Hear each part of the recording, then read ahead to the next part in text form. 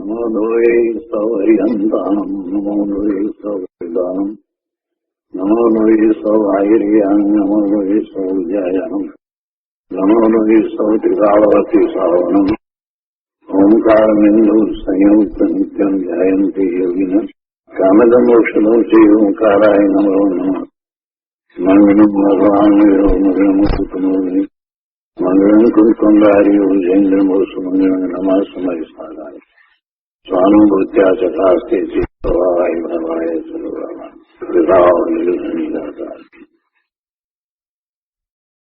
પંચાસ્તિકાય ભગવાન કુંકુંદાચાર્ય રચિત પંચાસ્તિકાય તથા ભગવાન અમૃતચંદ્રાચાર્ય રચિત પંચાસ્તિકાયની ટીકા સમય વ્યાખ્યા એનો સ્વાધ્યાય ચાલે છે. એમાં 29મી ગાથાનો સ્વાધ્યાય આપણે કરી રહ્યા છીએ. આ ગાથા એનો અન્વયાર્થ, ટીકા અને ભાવાર્થ આપણે કર્યા છે અને આ ગાથા ઉપર પૂજ્ય ગુરુદેવ કાનજી સ્વામીએ આપેલ પ્રવચનનો થોડોક ભાગ આપણે કર્યો છે. આજે આગળ લઈએ. મૂળ ગાથામાં સિદ્ધ ભગવાનના સ્વરૂપની વાત કરી છે. 28મી ગાથામાં પણ સિદ્ધ ભગવાનના સ્વરૂપની વાત કરી અને અહીંયા 29મી ગાથાની અંદર પણ સિદ્ધ ભગવાનના સ્વરૂપની વાત જ કરી છે. 29મી ગાથામાં એમ કહ્યું કે તે ચેતયિતા ચેતનારો આત્મા સર્વજ્ઞ અને સર્વ લોકદર્શી સ્વયં થયો થકો સ્વકીય અમૂર્ત અવ્યાબાદ અનંત સુખને ઉપલબ્ધ કરે છે. કઈ રીતે સિદ્ધ ભગવાન આ અવ્યાબાદ અનંત સુખને પ્રાપ્ત કરે છે એની વાત કરી અને સિદ્ધ ભગવાનનું સ્વરૂપ જ સમજાવ્યું છે. અને એમ કરતા પૂર્વે સંસાર અવસ્થામાં એ સર્વજ્ઞ સ્વભાવી એવું હોવા છતાં એવી સર્વજ્ઞતાને કેમ ના પ્રગટ કરી શક્યો એની વાત પણ લીધી. અને હવે એને ઇન્દ્રિયો દ્વારા કાંઈ જાણવું થતું નથી, પૂર્ણપણે પોતે સ્વાધીન થયો થકો મૂર્ત સાથેના સંબંધ વિનાનું અવ્યાબાદ અને અનંત સુખને અનુભવે છે. તો એ પોતે પોતાથી પ્રાપ્ત કરે છે. આ બધી વાત અહીંયા 29મી ગાથામાં કરવામાં આવી છે. ભાવાર્થની અંદર જયસેનાચાર્ય ભગવાને ટીકામાં જે વાત લીધી છે એ વાતને લેવામાં આવી છે. કોઈ સર્વજ્ઞને માનતા નથી તો તર્ક દ્વારા એ સમજાવ્યું છે. અને એ ઉપરાંત એ વાત પણ લીધી છે કે આત્મા એક પદાર્થ છે અને જ્ઞાન તેનો સ્વભાવ છે અને જ્ઞાનનો પૂર્ણ વિકાસ થતાં પછી એને દેખવા જાણવામાં કાંઈ બાકી રહેતું નથી. એ વાત પણ સાથે સમજાવી છે. તો પૂજ્ય ગુરુદેવ કાનજી સ્વામીએ જે વિસ્તાર કર્યો છે તે આજે આપણે આગળ લઈએ છીએ. પ્રવચન પ્રસાદ ભાગ પહેલો, પાના નંબર 164. અહીંયા પહેલો પેરેગ્રાફ પૂરો થયા પછીથી ગુરુદેવ 3 વાત કહે છે કે આત્માની જ્ઞાન શક્તિનો સર્વથા વિકાસ થઈ જાય તો તે સર્વજ્ઞ થઈ જાય. આત્માની જ્ઞાન શક્તિ તો પૂર્ણપણે છે, એ તો શક્તિ રૂપે છે, એ એનું સામર્થ્ય છે, પણ એનો વિકાસ એટલે પર્યાયમાં એની પૂર્ણપણે પ્રકટતા થઈ જાય તો તે સર્વજ્ઞ થઈ જાય. અને એવું જ્યારે બને છે ત્યારે સર્વ પ્રકારની મલિનતા ચાલી જાય છે. એના સ્વભાવમાં જે નથી અને સ્વભાવને છોડીને જ્યારે એ પરનું લક્ષ કરે છે તો જે વિભાવ ભાવ રૂપ મલિનતા છે એ પણ હવે નવી ઉત્પન્ન થતી નથી. બીજી વાત ગુરુદેવ કહે છે કે અને જો જ્ઞાનનો અલ્પ વિકાસ પણ ન રહે તો તે જડ થઈ જાય. એવું તો બનતું નથી. આત્મા જ્ઞાન સ્વભાવી છે અને એનો અલ્પ વિકાસ પણ ન રહે એવું બનતું નથી. નિગોદના જીવને પણ અક્ષરના અનંતમાં ભાગે જ્ઞાનનો વિકાસ છે. એટલે એમ તો હોતું નથી, એ જડ તો થતો નથી. ચેતન ક્યારેય જડ થાય નહીં. અને ત્રીજી વાત ગુરુદેવ કહે છે કે કાંઈક વિકાસ અને કાંઈક આવરણ એવી જ્ઞાન દશાને ક્ષયોક્ષમ કહેવાય છે. કાંઈક વિકાસ અને કાંઈક આવરણ એવી જ્ઞાન દશાને ક્ષયોક્ષમ કહેવાય છે. જ્ઞાન શક્તિના વિકાસમાં અનાદિથી આવરણ હોવાથી ક્રમે ક્રમે તે અલ્પ જાણે છે.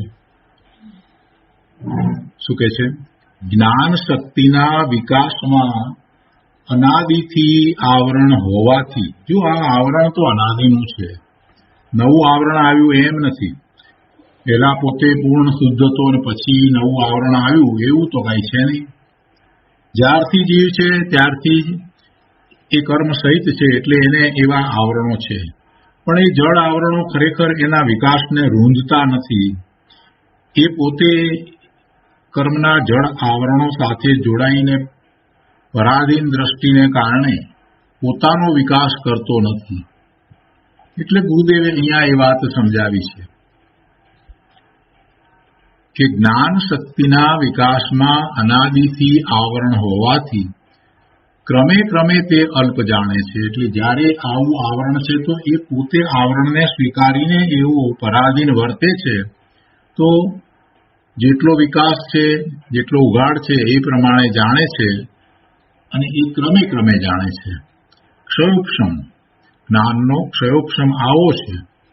કાંઈક વિકાસ અને કાંઈક આવરણ એવી જ્ઞાનની દશાને ક્ષયોક્ષમ કહેવાય છે. અને એવી ક્ષયોક્ષમિક દશામાં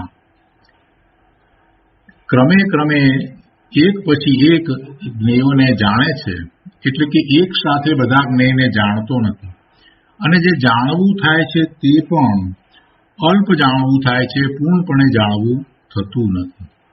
જ્ઞાનનો જાણવાનો સ્વભાવ છે, જ્ઞાનનો જાણવાનો સ્વભાવ છે, છતાં એ પૂરેપૂરું જાણતો નથી. વળી તે એક સાથે બધું જાણતો નથી. કોઈને પ્રશ્ન થાય કે તમે એમ કહો છો કે શક્તિ અપેક્ષાએ જ્ઞાન પરિપૂર્ણ છે, જ્ઞાનનો એવો સ્વભાવ જ છે, તો પછી આવતીકાલનું કેમ જાણી શકતો નથી? આવતીકાલે જે થવાનું છે એ કેમ નથી જાણી શકતો? તો કહે છે કે કેમ કે પર્યાયમાં આવરણ છે.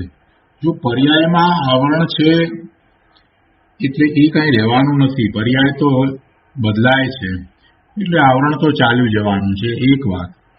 અને પર્યાયમાં આવરણ છે એવી એને પરાધીનતા પણ વર્તે છે, માટે એ જાણતો નથી.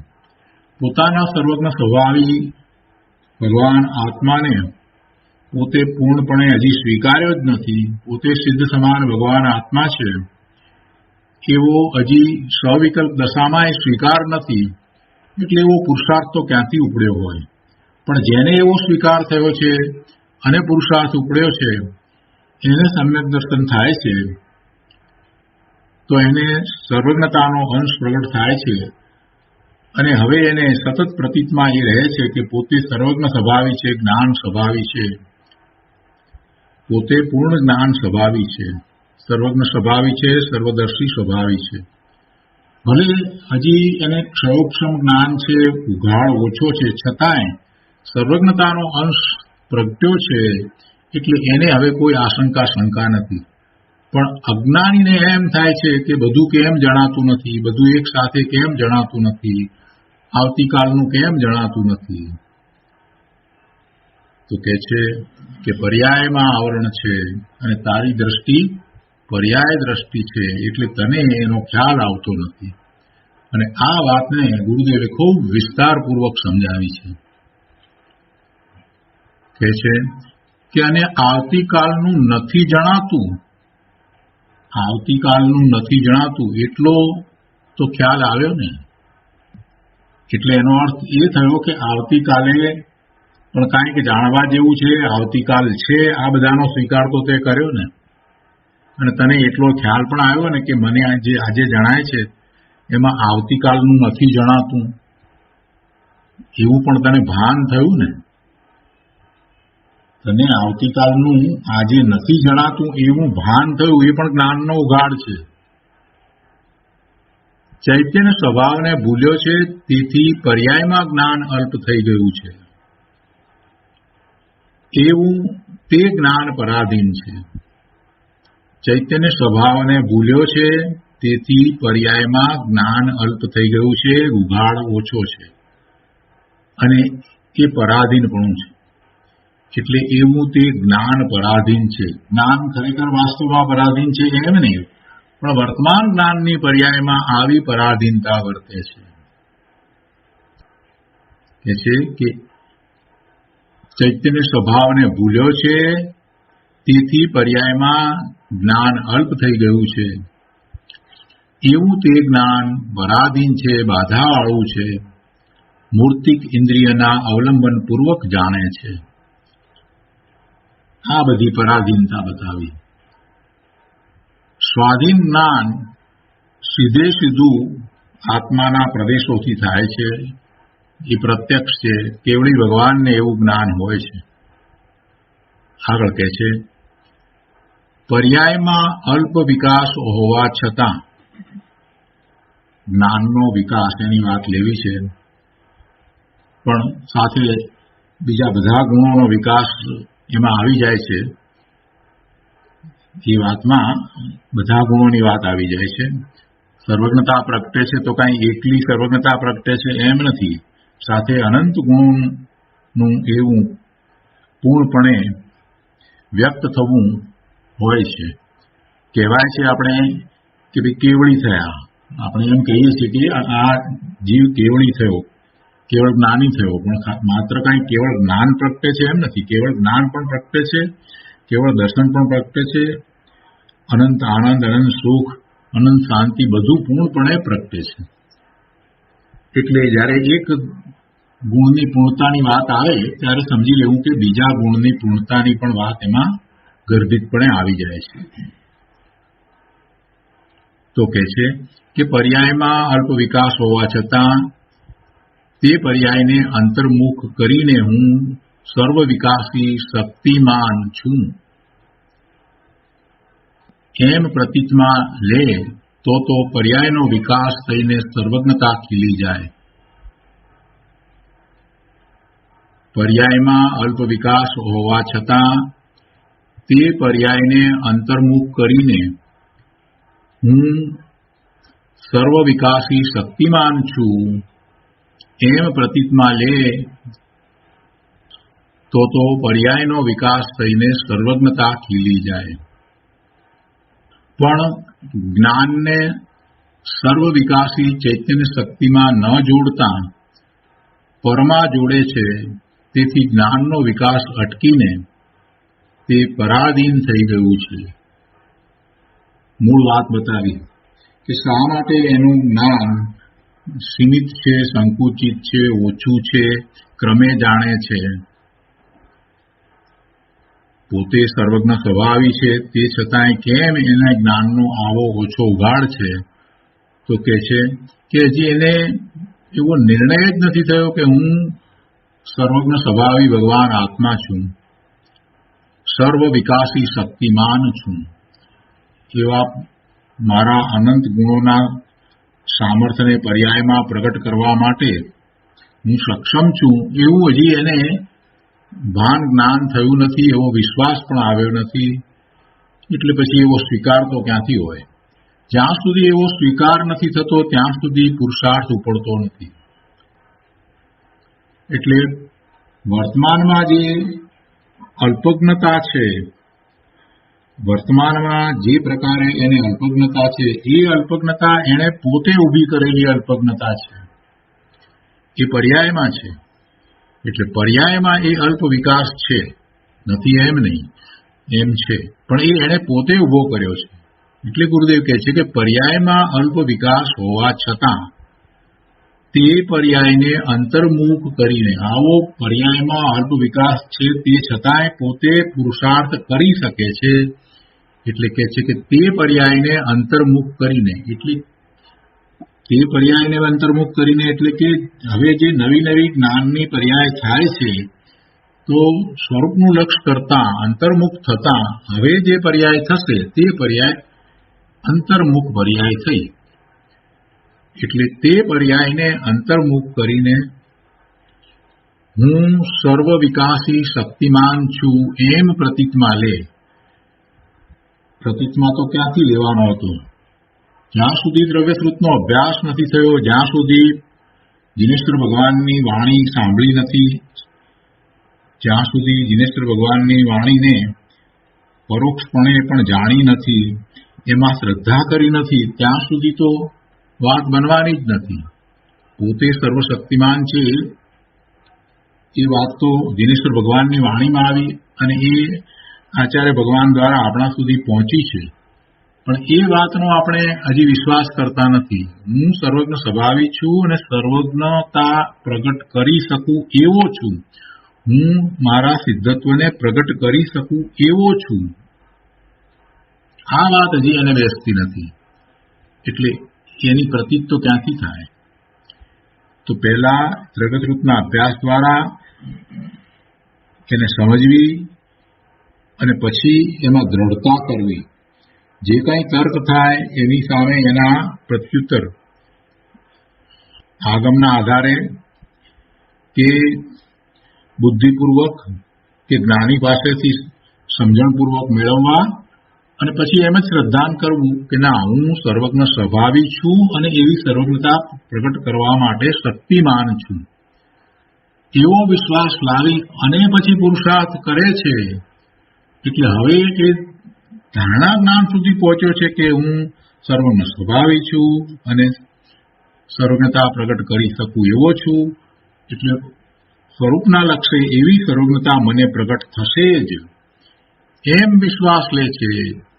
એવો સત્યનો સ્વીકાર કરીને વિશ્વાસ કરી અને પુરુષાર્થ ઉપાડે છે તો એને પ્રતીતમાં લીધું, એટલે કે સવિકલ્પ દશામાં પ્રતીતમાં લીધું એમ કહેવાય.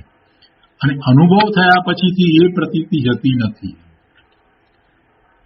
એટલે ગુરુદેવ કહે છે કે હું સર્વ વિકાસી શક્તિમાન છું એમ પ્રતીતમાં લે તો પર્યાયનો વિકાસ થઈને સર્વજ્ઞતા ખીલી જાય. તો એને સમ્યક દર્શન, સમ્યક જ્ઞાન, સમ્યક ચારિત્રના એવા પરિણામ થાય, એવું સમ્યક્ત્વ થાય. અને એમ જ વારંવાર પ્રયત્ન કરતા કરતા એને સર્વજ્ઞતા ખીલી જાય. પણ જ્ઞાનને સર્વ વિકાસી ચૈતન્ય શક્તિમાં ન જોડતા પરમાં જોડે છે. તેથી જ્ઞાનનો વિકાસ અટકીને તે પરાધીન થઈ ગયું છે. પરનું લક્ષ્ય કરે છે એટલે વિકલ્પો થાય છે અને એને વિકાસ થતો નથી. એ વિકલ્પોમાં રોકાઈ રહે છે. કેમ એનું જ્ઞાન એટલે કે જ્ઞાનનો ઉઘાડ પરાધીન થઈ ગયો છે. એટલે એ વિકાસ અટકી ગયો છે. અને તેવો જીવ પોતાના સહજ અતિન્દ્રિય સુખને ભૂલીને પરાધીન, વિનાશિક, મૂર્તિક અને બાધાવાળા કલ્પિત સુખને ભોગવે છે. આગળ કહે છે, કોઈ કર્મ, કાળ વગેરેને લઈને અલ્પજ્ઞતા અને દુઃખ છે એમ નથી. બીજો મને દુઃખી કરે કે સુખી કરે એમ હોતું નથી. કોઈ કર્મ ને કારણે હું દુઃખી થઉં છું કે આ વર્તમાન કાળ એવો છે માટે દુઃખી થઉં છું એમ નથી. કાળ દ્રવ્ય જુદું, એનું પરિણમન સ્વતંત્ર થઈ રહ્યું છે. એ કોઈ દ્રવ્યને કાંઈ કરતું નથી. કર્મ છે એ પણ જુદું. એ કર્મના રજકણોનો સ્કંદ એ જળ, એ એનું પરિણમન કરી રહ્યું છે. એ પણ જીવને સુખી કે દુઃખી કરતું નથી. અજ્ઞાની વર્તમાન ઇન્દ્રિય ગમ્ય સ્થૂળ સંયોગને જોઈને સંયોગ અને વિકારી વાસનામાં સુખ માની ક્લેશ ભોગવે છે. કોઈ કર્મ કાળ વગેરે લઈને અલ્પજ્ઞતા અને દુઃખ છે એમ તો નથી, પણ દુઃખનું ને અલ્પજ્ઞતાનું કારણ તો એનું પોતાનું છે. અજ્ઞાની પોતે જાતે કેવા દુઃખરૂપ થાય છે, અપરાધ એનો છે. એટલે ગુરુદેવ કહે છે કે અજ્ઞાની વર્તમાન ઇન્દ્રિય ગમ્ય સ્થૂળ સંયોગને જોઈને, જે ઇન્દ્રિયો દ્વારા એને જાણવામાં આવે છે એવા આ બધા સ્થૂળ સંયોગો એને જોઈને સંયોગ અને વિકારી વાસનામાં સુખ માની ક્લેશ ભોગવે છે. એને જોઈને જે ભાવે થાય છે એ ભાવ ક્લેશના ભાવ છે, દુઃખના ભાવ છે, એ કષાય છે. એ કષાય ભાવે થાય છે. અજ્ઞાની વર્તમાન ઇન્દ્રિય ગમ્ય સ્થૂળ સંયોગને જોઈને કષાય ભાવે થાય છે. એ એને કસનારા છે, એ એને દુઃખી કરનારા છે. એ ક્રોધના ભાવે થાય છે, માનના ભાવે થાય છે, અભિમાનના ભાવે થાય છે, લોભના ભાવે થાય છે, માયાના ભાવે થાય છે, અથવા તો 9 પ્રકારના જે 9 કષાય કયા એવા ભાવે એ થાય છે. એ બધું સાથે જ હોય છે, પણ એમાં એને ક્યાંય સુખની પ્રાપ્તિ થતી નથી. એ વિકારી વાસનામાં સુખ માની અને ખરેખર ક્લેશને ભોગવે છે. પુરુષ વેદ, સ્ત્રી વેદ, નપુંસક વેદ, એ વેદમાંથી કોઈ વેદ એનો નથી. માત્ર એને એ વેદે છે. એને એમ છે કે હું પુરુષ છું, એને એમ છે કે હું સ્ત્રી છું, એને એમ છે કે હું નપુંસક છું. એટલે 9 પ્રકારના 9 કષાયનો જે કોઈ ભાવ છે એમાંનો એક પણ ભાવ વાસ્તવમાં એનો નથી. એ પોતે એવા ભાવે થાય છે અને એ પોતે ક્લેશને ભોગવે છે. તો કહે છે કે એ ક્લેશ કેમ ટળે, એ ક્લેશ કેમ ચાલ્યો જાય, એ દુઃખ કઈ રીતે જાય? બાહ્ય વ્રત તપ ક્રિયાથી તે ટળે. ગુરુદેવ કહે છે કે બાહ્ય વ્રત તપ ક્રિયાથી તે ટળે નહીં, પણ અતિન્દ્રિય આત્માના શ્રદ્ધા જ્ઞાન રમણતાથી ટળે.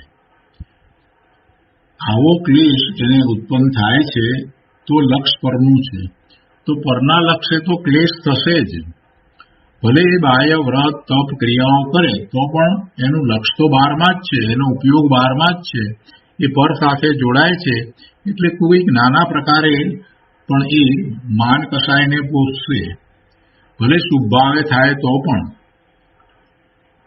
એટલે ક્લેશને ટાળવાનો તો એકમાત્ર ઉપાય છે પોતે સ્વસન્મુખ થાય, સ્વભાવ ભાવે પરિણમે, અને એમ કરતા આત્માના અતિન્દ્રિય આનંદ સુખ શાંતિને એ પ્રાપ્ત કરે છે.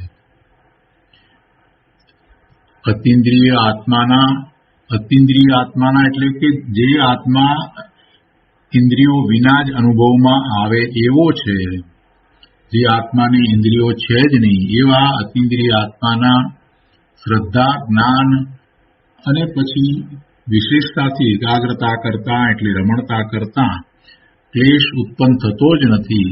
એમ ક્લેશ ચાલ્યો જાય છે. આગળ કહે છે આત્માનું જ્ઞાન કેવું છે? આત્માનું જ્ઞાન કેવું છે કે સર્વ બાધા રહિત, કોઈ પણ પ્રકારની બાધા નથી.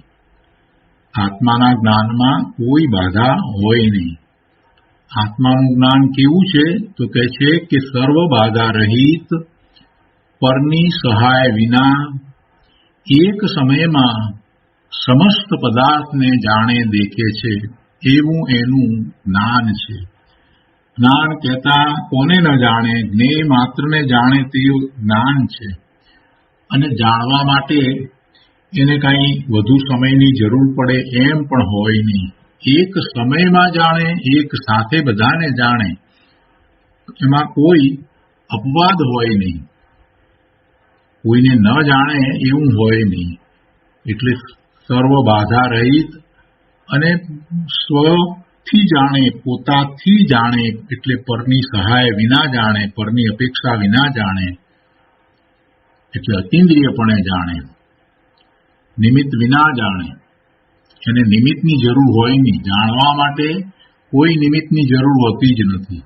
પણ જાણે છે ત્યારે એ જાણે છે, જ્ઞાન કરે છે, તો એ વખતે શું હતું હાજર એની ઉપર નિમિત્તનો આરોપ આપવામાં આવે, પરંતુ ત્યાં કોઈ એવું નિમિત્ત નથી કે જેને કારણે જ જ્ઞાન જાણે, નિમિત્ત આવે તો જ્ઞાન જાણે, એવું હોતું નથી.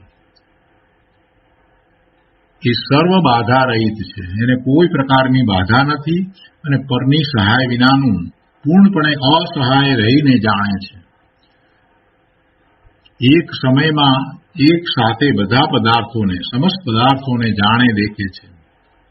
જો પરથી અને પરને જાણતો હોય તો પરદ્રવ્ય તો બધા એક સમયમાં વર્તી રહ્યા છે. જો પરથી અને પરને જાણતો હોય તો પરદ્રવ્ય તો બધા એક સમયમાં વર્તી રહ્યા છે, તો પછી કેમ જાણતો નથી? પોતે પોતાના પૂર્ણ સ્વરૂપને ઓળખી તેમાં સારી રીતે એકાગ્ર થાય તો જેવો દ્રવ્ય સ્વભાવ શક્તિરૂપે છે તેવો પૂર્ણપણે પર્યાયમાં પ્રગટ થાય છે. એકાગ્રતા સ્વરૂપને વિશે કરવાની, કેમ કે સ્વરૂપ જ એવું છે. સ્વરૂપ જ સર્વજ્ઞ સ્વભાવી છે, સ્વરૂપ જ સર્વદર્શી સ્વભાવી છે, સ્વરૂપ જ સર્વશાંતિ સ્વભાવી છે. એટલે એવા સ્વરૂપને વિશે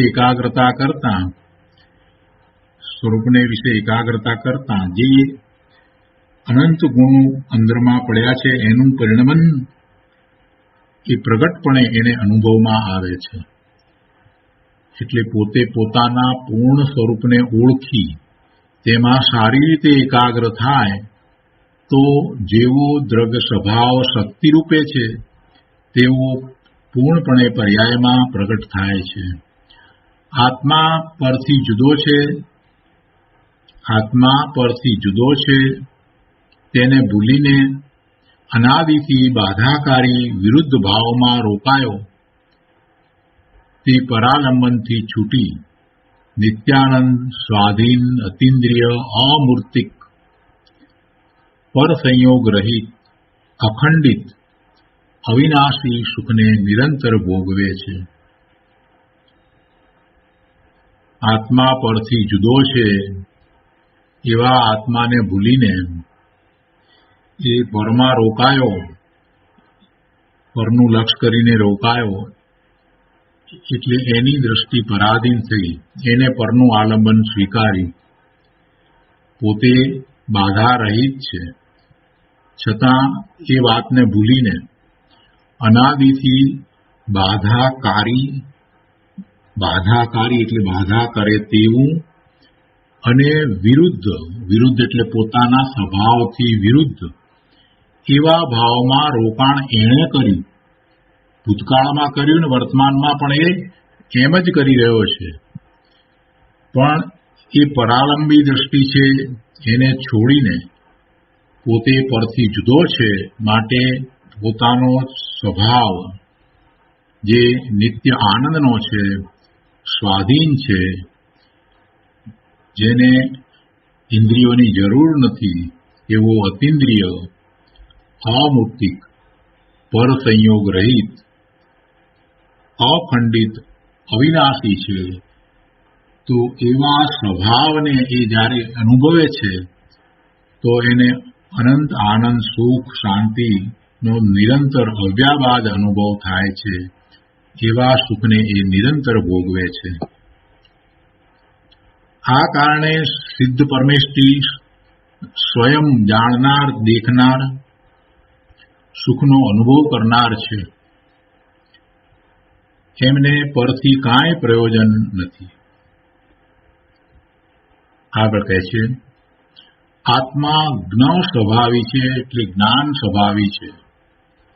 તેની પ્રતીતિ અને એકાગ્રતા વડે જ્ઞાન સ્વભાવનો પૂર્ણ વિકાસ થઈને પ્રગટ સર્વજ્ઞ થઈ શકે છે.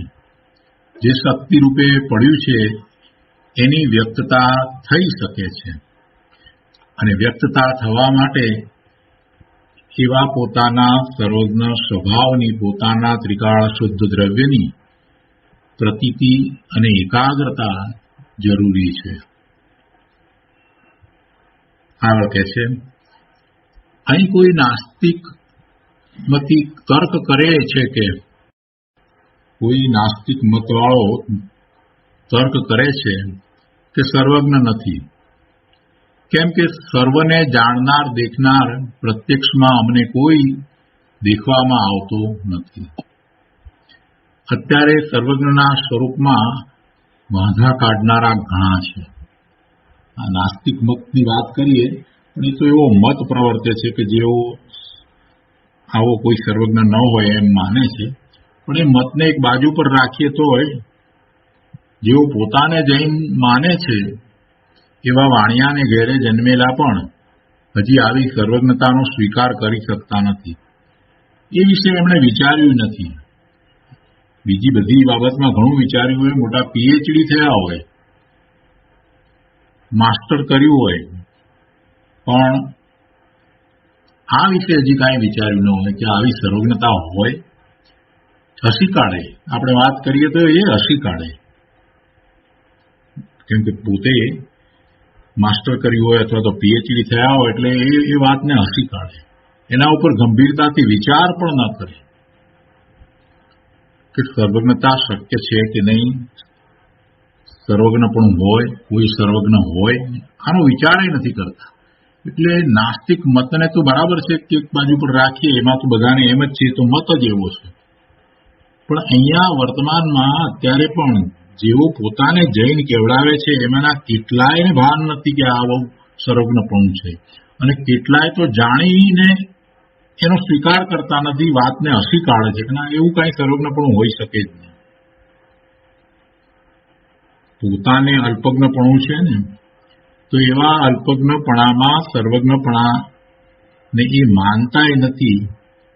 આવી મૂંઢતા વર્તે છે, આવી મૂંઢતા છે, અને એ મૂંઢતા જ એને ભવના ભ્રમણનું કારણ થાય છે.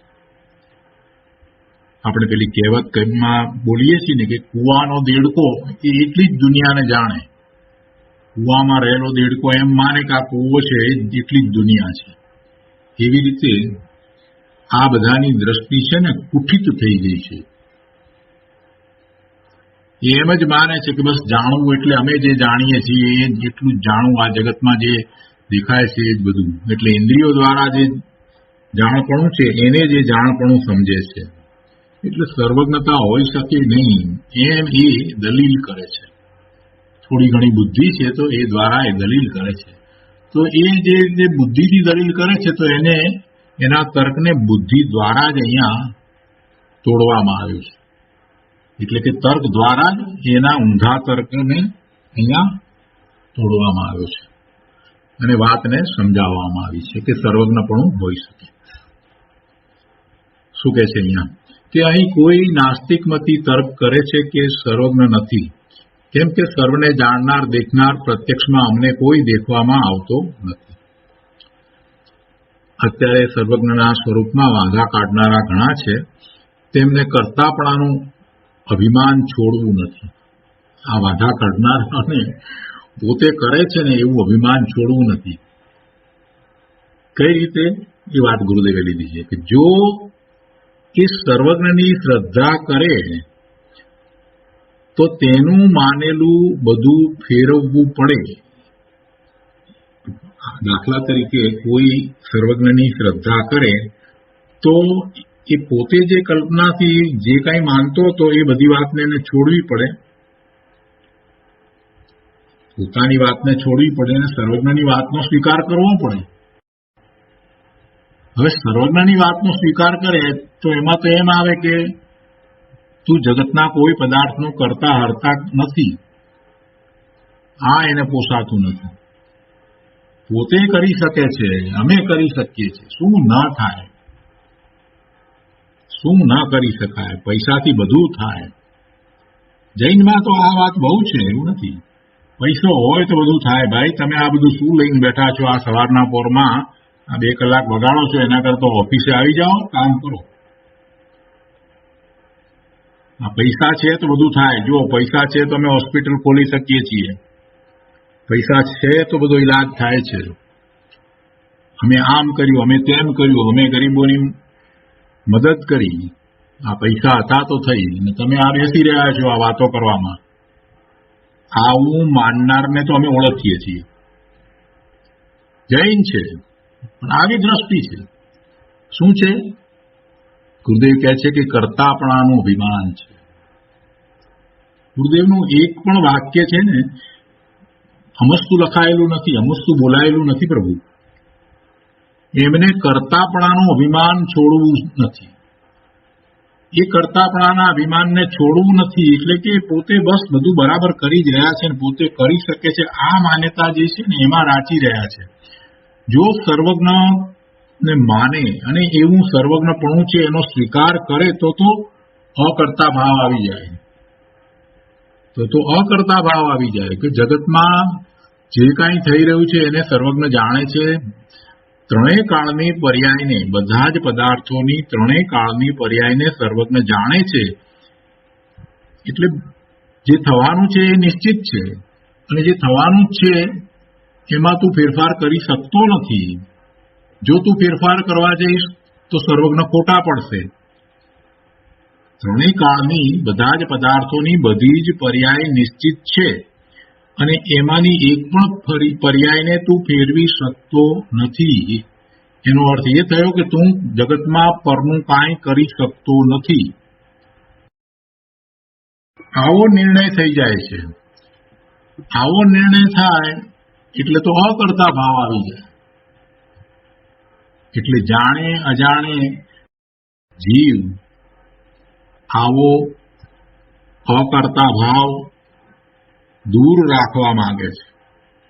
એને અકર્તા ભાવ જોઈતો નથી, જાણીને જોઈતો નથી કે જાણે જોઈતો નથી, ગમે તે હોય વિદ્યાત્વ સહિત છે. એને અકર્તા ભાવ ખપતો નથી. એને કર્તાપણું છોડવું જ નથી. કર્તાપણાનું અભિમાન, નાની નાની વાતનું કર્તાપણું પણ એને છોડવું નથી. જો સર્વજ્ઞની વાતને સ્વીકારી લે તો પછી સર્વ પ્રકારે કર્તાપણું છૂટી જાય. એટલે કે કર્તાપણાનું અભિમાન છૂટી જાય. એટલે ગુરુદેવે અહીંયા એ રીતે વાત લીધી છે. શું વાત ચાલે છે? સર્વજ્ઞપણાની, અને વાત લીધી છે જીવના કર્તાપણાના અભિમાનની. આ રીતે સંકળાયેલી છે. અત્યારે સર્વજ્ઞના સ્વરૂપમાં વાંધા કાઢનારા ઘણા છે. તેમને કર્તાપણાનું અભિમાન છોડવું નથી. જો સર્વજ્ઞની શ્રદ્ધા કરે તો તેમનું માનેલું બધું ફેરવવું પડે તે પોસાતું નથી. તેથી સર્વજ્ઞનો વિપરીત અર્થ કરે છે. જૈનમાં મોટા પંડિતો એવા અર્થ કરે છે. એમને હજી પોતાનું હજી એ કર્તાપણું છોડવું નથી એટલે એ પણ સર્વજ્ઞતાનો વિપરીત અર્થ કરે છે. સર્વજ્ઞપણું હોય પણ અમુકમાં હોય, અમુક માટે ન હોય. સર્વજ્ઞ બધું જાણે પણ અમુક રીતે હોય, અમુક રીતે ન હોય. આવી પાછી એમાં કન્ડિશન મૂકે છે. ક્રમબદ્ધ પર્યાય હોય પણ એ અમુક હોય ને અમુક ન હોય. આવું તો એ પંડિતો પાછા અંદર મૂકે છે. એનો અર્થ શું થયો કે કર્તાપણું એમને છોડવું નથી. પોતાની વાતને બીજાને સમજાવવી અને બીજા પોતા દ્વારા સમજે, આ અભિમાન, ખોટું મિથ્યા અભિમાન, આ એ છોડવું નથી. જે થઈ રહ્યું છે તે થઈ રહ્યું છે. જગતમાં જે ચાલી રહ્યું છે તે ચાલી રહ્યું છે. સર્વ પદાર્થો, સર્વ દ્રવ્યો સ્વતંત્ર રીતે પરિણમી રહ્યા છે તો પરિણમી રહ્યા છે. દરેક દ્રવ્યની અનંતી પર્યાય એમાં ગર્ભિત છે. દ્રવ્ય અવિનાશી છે, અનંતકાળ સુધી રહે છે તો એની અનંત પર્યાય પણ છે. અને એ પર્યાયનો આખો પ્રવાહ સર્વજ્ઞના જ્ઞાનમાં દેખાય છે. જગતનું આવું જ સ્વરૂપ છે પણ એવો એનો અર્થ નથી કરતા અને એને બદલે સર્વજ્ઞનો એ વિપરીત અર્થ કરે છે. એને પેલું કર્તાપણાનું અભિમાન છોડવું નથી ને એટલે કાંઈક કરીએ, હું કાંઈક કરી શકું છું એવી એની માન્યતા છે. પણ શું કરી શકું છું એનું ભાન નથી એટલે પરનું કર્તાપણું જ એ લઈને બેઠો છે. એને પોતે કરી શકે છે એ વાત ખરી પણ શું કરી શકે છે એ ખબર નથી. એને એમ છે કે જે બધું બહારમાં થઈ રહ્યું છે એ હું કરી શકું છું. વાસ્તવમાં એનું કર્તાપણું ક્યાં છે, એની કર્તાપણાની સીમા કેટલી છે, ક્યાં એનું કર્તાપણું થઈ શકે છે એ જાણતો નથી. એને એમ છે કે હું પરમું કરું એ કર્યું કહેવાય અને એ પુરુષાર્થ. એટલે કોઈએ અહીંયા પ્રશ્ન કર્યો છે. જ્યારે ગુરુદેવે એમ કહ્યું કે સર્વજ્ઞનો વિપરીત અર્થ કરે છે, એને પોતાનું માનેલું બધું ફેરવવું પડે, એ પોસાતું નથી, આ વાત કરી એટલે અહીંયા કોઈએ પ્રશ્ન કર્યો કે સર્વજ્ઞ માનવામાં પછી પુરુષાર્થ ક્યાં રહ્યો? સર્વજ્ઞને માનીએ, સર્વજ્ઞતાને માનીએ અને બધી પર્યાયો નક્કી છે, નિશ્ચિત છે, ક્રમમાં છે, એમાં કઈ ફેરફાર થઈ શકતો નથી, આમ જો માનવામાં આવે તો પછી આપણે પુરુષાર્થ ક્યાં કરીએ છીએ? પુરુષાર્થ જ રહેતો નથી. અને આ પુરુષાર્થ કઈ રીતે છે એની વાત આપણે ક્રમબદ્ધ પર્યાયની અંદર બહુ વિસ્તારપૂર્વક લીધી છે. ક્રમબદ્ધ પર્યાય અને પુરુષાર્થ, ક્રમબદ્ધ પર્યાયમાં પુરુષાર્થ, એવા બે હેડિંગ નીચે, એવા બે મથાળા નીચે આપણે એ વાતને ખૂબ લીધી છે. એ બધું ગુરુદેવ પાસેથી જ આપણે તો સમજ્યા છીએ. ગુરુદેવે અહીંયા ટૂંકાણમાં એનો ઉત્તર આપ્યો છે. ગુરુદેવ કહે છે કે સર્વજ્ઞ છે અને સર્વજ્ઞને દીઠું તે ફરે નહીં. સર્વજ્ઞ છે અને સર્વજ્ઞએ જે જોયું જાણ્યું તે બદલાય નહીં. એમ અંદરમાં નક્કી થાય તો સંસાર તરફથી રુચિ અને કર્તા બુદ્ધિ છૂટે. એવું નક્કી થાય કે સર્વજ્ઞ બધું જાણે છે અને સર્વજ્ઞે જે જોયું છે એમાં ફેરફારને કોઈ અવકાશ નથી, એમાં ફેરફાર થઈ શકે નહીં. સર્વજ્ઞ દીઠું તે ફરે નહીં. જો સર્વજ્ઞ નિયમન નથી કરતા, બીજા મતમાં જે માન્યતા છે એવી માન્યતા નથી, સર્વજ્ઞ કઈ નિયમન નથી કરતા, પણ જે છે તેને જાણે છે, પોતે પણ એને ફેરવવા માટે સમર્થ નથી. સર્વજ્ઞ પણ કોઈ પણ દ્રવ્યની એક પણ પર્યાય એને આગી પાછી કરવા માટે સમર્થ નથી. એટલે સર્વજ્ઞ એ દીઠું તે ફરે નહીં, તો એમાં કઈ સર્વજ્ઞ નિયમન કરે છે એમ નથી, પણ એમ જ વસ્તુનું સ્વરૂપ છે. જે સર્વજ્ઞએ જોયું છે તે નથી જોયું, તે નથી જાણ્યું, તો તું એનો નિર્ણય સર્વજ્ઞએ જાણ્યું છે ને સર્વજ્ઞની શ્રદ્ધા લાવીને કર.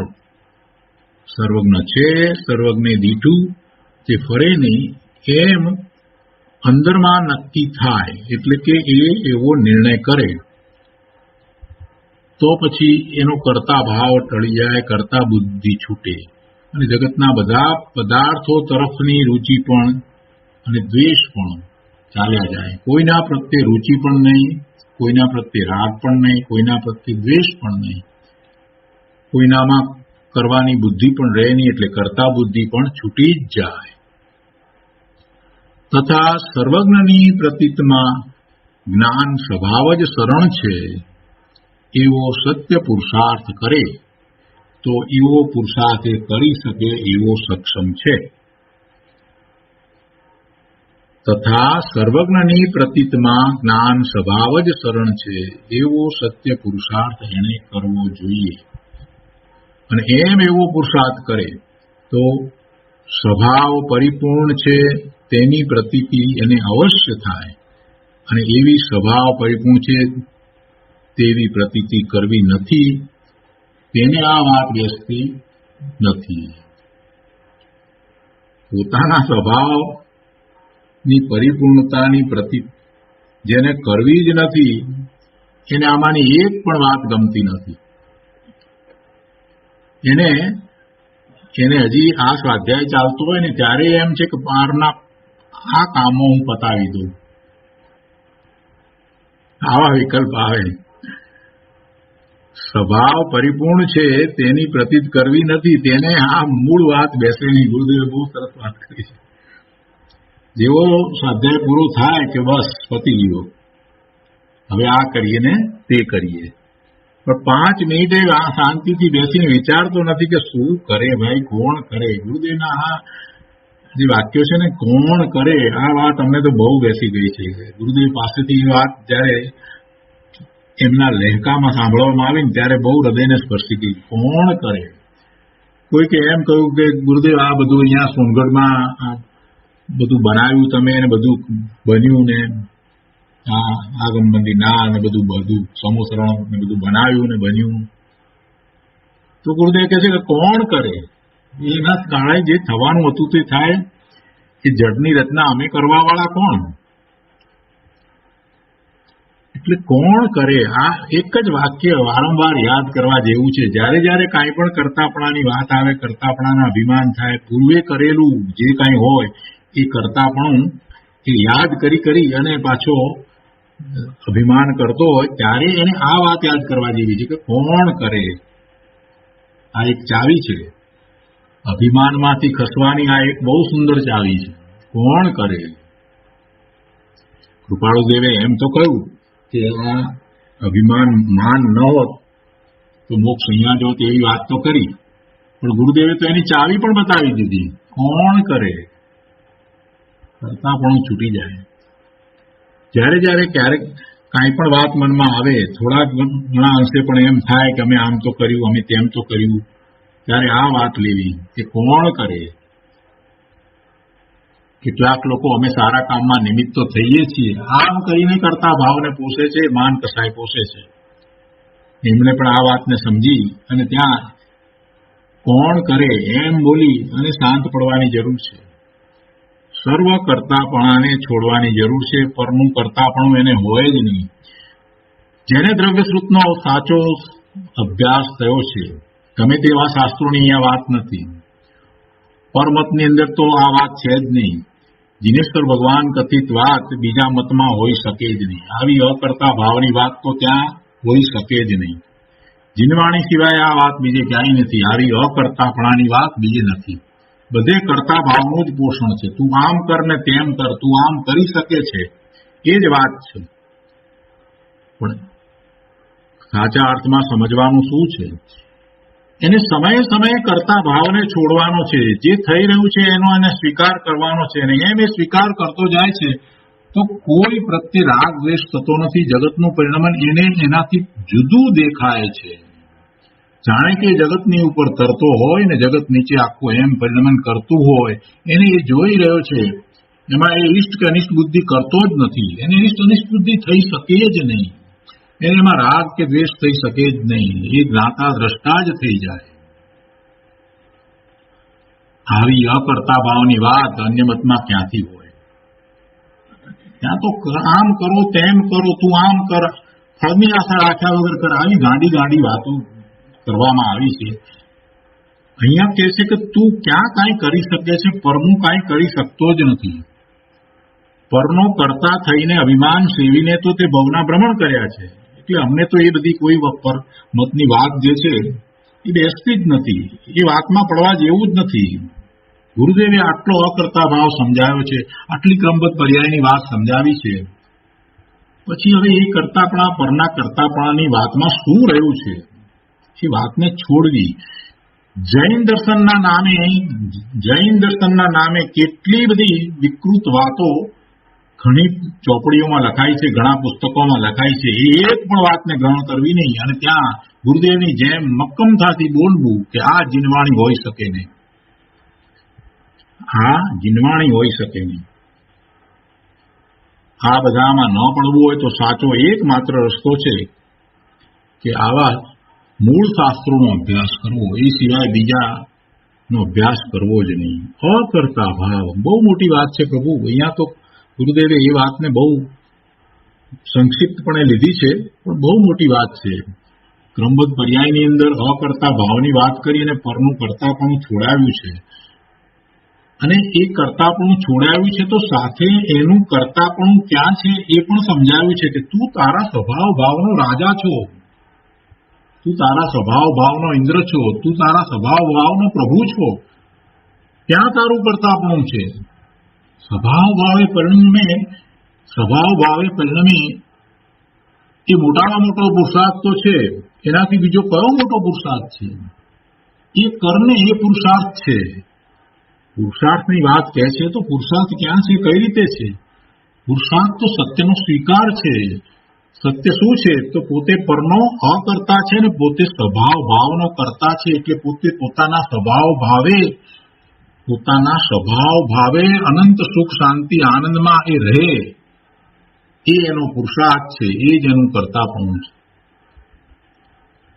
એનો તો સ્વીકાર કરતો નથી, એવો પુરુષાર્થ તો કરતો નથી ને પાછો પુરુષાર્થની વાત કરે છે. શું પ્રશ્ન કર્યો કે સર્વજ્ઞને માનવામાં પછી પુરુષાર્થ ક્યાં રહ્યો? ગુરુદેવ અહીંયા ટૂંકમાં જ સમજાવે છે કે સર્વજ્ઞ છે અને સર્વજ્ઞે દીઠું તે ફરે નહીં તેમ અંદરમાં નક્કી થાય તો સંસાર તરફથી રુચિ અને કર્તા બુદ્ધિ છૂટે જ તથા સર્વજ્ઞની પ્રતીતમાં જ્ઞાન સ્વભાવ જ શરણ છે એવો સત્ય પુરુષાર્થ કરે. સ્વભાવ પરિપૂર્ણ છે તેની પ્રતીતિ કરવી નથી તેને આ મૂળ વાત બેસતી નથી. આગળ કહે છે સર્વજ્ઞે જે કંઈ થવાનું છે તે જાણ્યું તેવી નિસંગ પ્રતીતિ છે તો સર્વજ્ઞ શક્તિ કયા કારણે પ્રગટ થઈ અને તે કોના લક્ષ્ય પ્રગટ થઈ એનો બરાબર નિર્ણય કરે તો અનંત પુરુષાર્થ સહિત સર્વ સમાધાન થઈ શકે છે. આ પુરુષાર્થ અને બધા સમાધાન એમાં પ્રાપ્ત થાય. સર્વજ્ઞે જે કંઈ થવાનું છે તે જાણ્યું તેવી શંકા વિનાની પ્રતીત છે તો સર્વજ્ઞ શક્તિ કયા કારણે પ્રગટ થઈ અને તે કોના લક્ષ્ય પ્રગટ થઈ એનો બરાબર નિર્ણય થઈ જાય અને એવો બરાબર નિર્ણય કરે તો અનંત પુરુષાર્થ સહિત સર્વ સમાધાન થઈ શકે છે. આ સર્વજ્ઞપણું સર્વજ્ઞને કઈ રીતે પ્રગટ થયું એનો જો એ વિચાર કરે, કોના લક્ષ્ય પ્રગટ થયું, પોતાના સર્વજ્ઞ સ્વભાવના લક્ષ્ય એકાગ્રતા કરીને સર્વજ્ઞતા તીર્થંકર ભગવાને કેવળી ભગવાને પ્રગટ કરી છે, બીજી રીતે નથી પ્રગટ કરી. કોના લક્ષ્ય પ્રગટ થઈ? સ્વભાવના લક્ષ્ય. પોતાનો સર્વજ્ઞ સ્વભાવ છે તો એવી સર્વજ્ઞતા થઈ છે. કોના લક્ષ્ય? ગુરુદેવ પૂછે છે અહીંયા કે કોના લક્ષ્ય પ્રગટ થઈ? તું એનો નિર્ણય કર. સ્વભાવના લક્ષ્ય પ્રગટ થાય છે એનો એ બરાબર નિર્ણય કરે તો પોતે પણ એવો જ સ્વભાવના લક્ષ્ય અનંત પુરુષાર્થ કરી અને સર્વજ્ઞતા પ્રગટ કરે છે એટલે સર્વ સમાધાન થઈ જાય છે. એક સમયની પર્યાયમાં ત્રણ કાળ ત્રણ લોકને જાણે એવા પૂર્ણ સામર્થ્યનો પત્તો જેણે મેળવ્યો તેણે એમ નક્કી કર્યું કે અલ્પજ્ઞતાથી, નિમિત્તથી, રાગથી અથવા પરમા કર્તૃત્વ બુદ્ધિથી સર્વજ્ઞ થવાય નહીં, પણ અંદર શક્તિ રૂપે પૂર્ણ જ્ઞાન સ્વભાવ છે તેમાં એકાગ્ર થયે સાક્ષાત કેવળ જ્ઞાની થઈ શકાય છે. એવી દ્રષ્ટિ રૂચિ થઈ તેને સંસારની રૂચિ ગઈ, પરમા ઉદાસીન થઈ કર્તા બુદ્ધિ ગઈ. પરમા ઉદાસીનતા થાય, પરમા હજી ઇષ્ટ અનિષ્ટ બુદ્ધિ પડી છે ને એટલે કર્તા બુદ્ધિ રહી છે, પણ પરમા ઉદાસીનતા થઈ જાય, પર મારું હિતકારી પણ નથી અને અહિતકારી પણ નથી, તો પછી એના રાગ દ્વેષ થતા નથી, એમાં કઈ કરવાની બુદ્ધિ પણ રહેતી નથી, એટલે કરતા બુદ્ધિ જાય અને એમાં અપૂર્વ પુરુષાર્થ જ્ઞાનમાં એકાગ્ર થવાનો આવે. જ્ઞાનમાં એકાગ્ર થવાનો એટલે પોતાના જ્ઞાન સ્વભાવમાં એકાગ્ર થતા એવો પુરુષાર્થ કરતા એને સર્વજ્ઞતા પ્રગટ થાય છે. રૂચિ કઈ રીતે થાય છે? રૂચિ પોતાના સર્વજ્ઞ સ્વભાવની પ્રતીત કરતા રૂચિ થાય છે. પોતે સર્વજ્ઞ સ્વભાવી છે એવો સિદ્ધાંત તરીકે સ્વીકાર કરી લે, એ જ સિદ્ધાંત છે. પોતે સર્વજ્ઞ સ્વભાવી છે, પૂર્ણ છે, કોઈ રીતે મલિન નથી, પવિત્ર છે, પરિપૂર્ણ છે અને પવિત્ર છે, શુદ્ધ છે, પૂર્ણ શુદ્ધ છે. એને અપવિત્રતા ક્યાંય ચોટી જ નથી, એને મલિનતા ક્યાંય લાગી જ નથી. આવો તો એને નિર્ણય કરવો પડે. સર્વજ્ઞ સ્વભાવનો નિર્ણય જ્યાં સુધી કરતો નથી ત્યાં સુધી સર્વજ્ઞતાની વાત કરવાથી કાંઈ લાભ થવાનો નથી. આખો પુરુષાર્થ જે છે તે પોતાના સર્વજ્ઞ સ્વભાવના નિર્ણય પછી છે. પોતે સર્વજ્ઞ સ્વભાવી ભગવાન આત્મા સિદ્ધ સમાન છે એવો પાકો નિર્ણય નિર્ધાર કર્યા પછી જ પુરુષાર્થ થાય છે. અને આવો નિર્ણય કરવો એ સ્વવિકલ્પ દશાનો પુરુષાર્થ છે.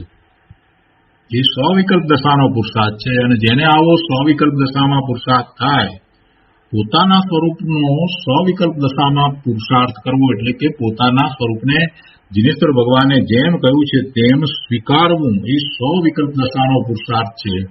અને એવો નિર્ણય થયા પછીથી સ્વસન્મુખતા કરી અને એવી અનુભૂતિ કરે છે તો એ નિર્વિકલ્પ દશાનો પુરુષાર્થ છે. અને એવો પુરુષાર્થ થતા સ્વભાવમાં રુચિ કરીને, વિશેષ એકાગ્રતા કરીને, લીનતા કરી અને સ્વભાવમાં જ સ્થિર થાય છે, એવી સ્થિરતા થતા સર્વજ્ઞતા પ્રગટે છે. આ પુરુષાર્થ છે. હવે કોઈ પૂછે કે પરલોક છે તેની સાબિતી શી? હજી તો આ વાત પણ બાકી રહી. પરલોક છે એની સાબિતી શી? દેડકો એમ પૂછે કે આ કુવાની બહાર દુનિયા છે એની સાબિતી શું? દેડકો કુવામાં રહ્યો છે તો કુવાનો દેડકો એમ પૂછે કે આ કુવાની બહાર દુનિયા છે એની સાબિતી શું? એના જેવી વાત છે. ગુરુદેવે એનો ઉત્તર આપ્યો છે, કે છે કે આ અનેક જીવો છે, તેમની બુદ્ધિમાં, આકારમાં, રૂપમાં, સઘનતા કે નિર્ધનતા, રોગ નિરોગતા વગેરેમાં જે વિચિત્રતા દેખાય છે તે ઉપરથી સાબિત થાય છે કે પૂર્વના કારણમાં ફેર છે તો વર્તમાન કાર્યમાં ફેર છે. પૂર્વના કારણ એટલે કે પૂર્વે કરેલા ભાવો એ દરેકના જુદા જુદા છે, તો વર્તમાનમાં એને જે સંયોગો પ્રાપ્ત થાય છે એ જુદા જુદા છે. અને એના ઉપરથી એ વાત પણ નક્કી થઈ જાય છે કે પોતે પૂર્વે હતો, અને પૂર્વે હતો અને અત્યારે છે, તો પછી એમાંથી એ વાત પણ નીકળે છે કે પોતે નિત્ય છે, પોતે નિત્ય છે, અવિનાશી ચીજ છે. પૂર્વે તે હતા અને આ વર્તમાન તે પૂર્વ ભવનું ફળ છે. પણ જેને નિર્ણય કરવો હોય એને ને અહીંયા કે છે અંશે રાગનો અભાવ, અંશે રાગનો અભાવ અને નિર્મળ વિકાસનું પ્રગટપણું થઈ શકે છે. જો ગુરુદેવે બહુ સરસ રીતે વાત કીધી છે કે ભાઈ સર્વજ્ઞતા અત્યારે વર્તમાનને વિશે, વર્તમાન કાળમાં અહીંયા વર્તમાનના વિશે એટલે અહીંયા આપણે પંચમ કાળમાં ભરત ક્ષેત્રમાં છીએ ત્યારે ભલે સર્વજ્ઞતા નથી, પણ એનો અર્થ એવો નથી થતો કે બીજે ક્યાંય સર્વજ્ઞપણું નથી. એ વાત ભાવાર્થમાં આવી ગઈ છે. શું કહે છે અહીંયા કે અંશે રાગનો અભાવ અને નિર્મળ વિકાસનું પ્રગટપણું થઈ શકે છે, તો કોઈને સર્વાંશે થઈ શકે છે.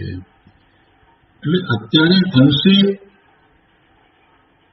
અનુભવ થાય ને એમાં અંશે થાય. સર્વગુણાંશ તે સંકિત કૃપાળુદેવે કહ્યું છે ને, તો સમ્યક દર્શન થાય છે ત્યારે અનંત ગુણનું પરિણમન છે અને એનો અંશ એને અનુભવાય છે. એટલે એ અંશે અનુભવ થયો, પણ બધા ગુણોનો એટલે પોતાના પૂર્ણ શુદ્ધ સ્વરૂપ જે છે એનો અંશે એને એનો અનુભવ થયો. એ પ્રત્યક્ષ ગુણ છે, એવો પ્રત્યક્ષ અનુભવ થાય છે. તો એ થઈ શકે છે અને એમ થાય છે તો એટલો વિકાસ થયો છે, એટલી અશુદ્ધતા ઘટીને શુદ્ધતા થઈ છે, એ બધો વિસ્તાર તો આપણે કરીએ છીએ. અને એમ થતા એને જે રાગ છે એ અંશે ચાલ્યો જાય છે, કેમ કે પોતાના સ્વરૂપનો અનુભવ થયો એટલે પછી રાગ એટલો રહેતો નથી. એટલે અંશે રાગનો અભાવ અને નિર્મળ વિકાસનું પ્રગટપણું થઈ શકે છે, આવી પર્યાય થાય છે. જો આવું અંશે થાય છે, આવું અંશે તો અહીંયા થતું જોવામાં આવે છે. વર્તમાનમાં અહીંયા આ ક્ષેત્રને વિશે પણ જીવોને સમ્યક દર્શન થાય છે, તો એને અંશે રાગનો અભાવ થાય છે અને વિતરાગી પરિણામ થાય છે, એટલે એટલી નિર્મળતા પર્યાયમાં પ્રગટ થાય છે. તો એવો અંશે રાગનો અભાવ અને નિર્મળ વિકાસનું પ્રગટપણું થઈ શકે છે. આ તો જોવામાં આવે છે. તો એના ઉપરથી તમે એમ કેમ નથી વિચાર કરતા કે જો આ અંશે થઈ જાય છે તો કોઈને એવું સર્વાંશે પણ થતું હોય, પૂર્ણપણે પણ થતું હોય. સર્વાંશે આ અંશે લીધું છે, એક અંશે લઈએ કે થોડા અંશે લઈએ તો એને બદલે પૂર્ણપણે લઈએ, બધા જ અંશો એમાં આવી જતા હોય, એમ પણ હોઈ શકે ને. જો અંશે થતું હોય તો પૂર્ણપણે પણ થઈ શકે. એટલે કે છે કે અંશે રાગનો અભાવ અને નિર્મળ વિકાસનું પ્રગટપણું થઈ શકે છે તો કોઈને સર્વાંશે થઈ શકે, એટલે સર્વજ્ઞતા હોઈ શકે. થોડા અંશે એને નિર્મળતા થઈ છે તો બધા જ અંશે પૂર્ણપણે એને નિર્મળતા થઈ શકે. વળી અહીં ક્રમે જાણવું પ્રત્યક્ષ છે તો જેને રાગ દ્વેષ અજ્ઞાન સર્વથા ગયા છે અને જ્ઞાન સ્વભાવનો પૂર્ણ વિકાસ થયો છે તે ક્રમ વિના અક્રમે એક સાથે અને પ્રત્યક્ષ સર્વનો જાણનાર થઈ શકે છે. ક્રમે જાણવું જો પ્રત્યક્ષ થાય છે તો ક્રમને બદલે એક સાથે, અક્રમે એટલે એક સાથે યુગપદ પ્રત્યક્ષ સર્વને જાણનાર હોઈ શકે અને એવા સર્વજ્ઞ છે. તો આજનો સ્વાધ્યાય અહીંયા સુધી રાખીએ છીએ. વિશેષ વિસ્તાર આપણે આવતી વખતે લઈશું. હવે સુખધામ બોલીએ. સુખધામ અનંત સુસંત ચરી દિન રાત રહે તદ જ્ઞાન મહી પ્રકાંતિ અનંત સુધામય છે પ્રણમુ પદ તે વરતે જયતે